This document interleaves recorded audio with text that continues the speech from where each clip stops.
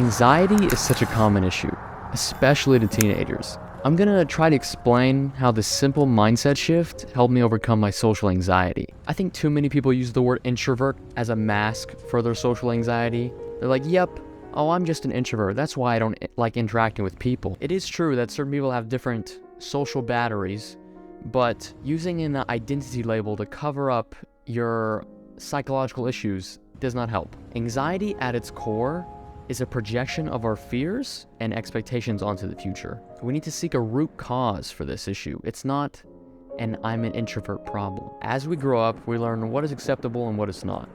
We're constantly trying to see where we fit in the world. We create a value system of what good and bad traits of a person are. We use this to try and form a person that is suitable to ourselves while also being accepted by others. As a result, our mind is incessantly chattering about, am I doing this right? Does this look stupid? Do people think I'm weird? We develop this unreasonably neurotic tendency to assume the worst in ourselves and others.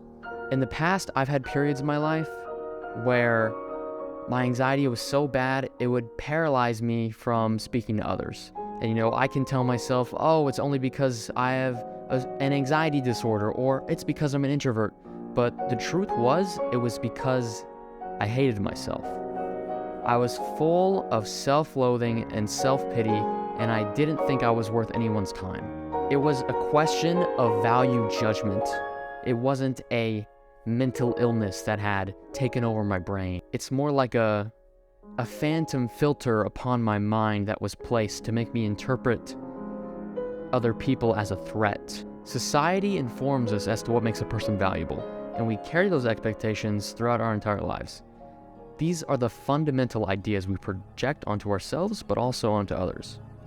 As a result, we develop this neurological reflex to judge people.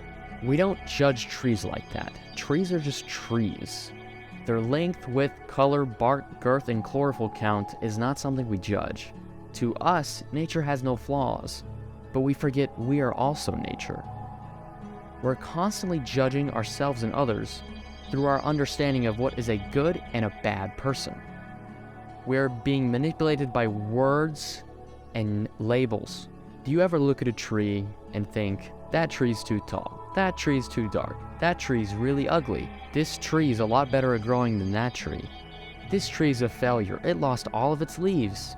A lot of social anxiety stems from the feeling of inadequacy. If you can let go of all those ideas that you project onto these other people, you can effectively dissipate the anxiety.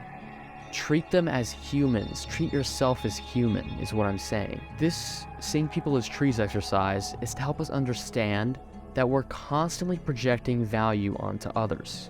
There is no scale of value on a human being. We just learn throughout life what makes a person quote-unquote better than another.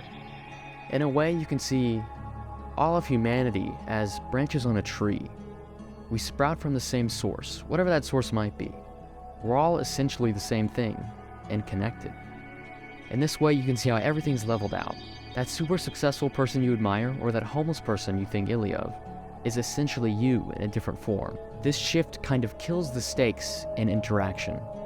You no longer put people on pedestals or below you, and you allow yourself to naturally act, because these labels and these projections of value interfere with your natural ability to be confident and interact with people. If you put someone on a pedestal, you try to impress them, you try to act better. This creates a false self and unconfident self. To evaporate your anxiety, you essentially need to identify and eliminate all of the stories you tell yourself about the world, yourself, and others. They're all stories and they're not real. Nobody knows what's going on. A primary cause of anxiety is a conflict between what you wish to happen and what you fear might instead. Though the tree might not want his leaves to fall off in the winter, he does not get upset about it. It's out of his control. He knows it's simply a phase. He knows in the coming seasons they will return. Treat yourself this way. When you find yourself in a fit of nervous tics and depressive thoughts, just know it will pass. The sun will shine again, and the leaves will return. But don't hold fast to those leaves, because remember, you have to let them go eventually in the winter. This is all about being flexible and accepting of anything life gives you. Realize there are no stakes to life. A, you're gonna die. Who knows what happens after that? But you're gonna die in this life. So this life essentially doesn't matter. 2, everyone else is gonna die. So whatever they think of you doesn't matter. And 3, all of humanity is eventually going to not exist anymore. No matter what you do, what you say, nothing matters. This is not nihilistic. This is liberation. When you realize that these are all social games, they're abstractions, and they don't matter. And this is going to kill your anxiety, because anxiety is all about clutching and holding on to a future you want to happen, or impressing this person for this thing. And when you eliminate all of that, there's nothing to be anxious about. You can't be anxious about anything when you realize that none of it matters. This doesn't mean run into the forest and do nothing or kill yourself. It simply means you can operate in the world and enjoy it how you wish without the need to have these nervous breakdowns. See people as trees. When you look at a tree, you just see it for what it is and you admire it. You say, wow, what an astonishing thing for it to burst out of the ground teeming with life. You should see that same thing in another human and in yourself. Life itself is amazing, so we need to appreciate it.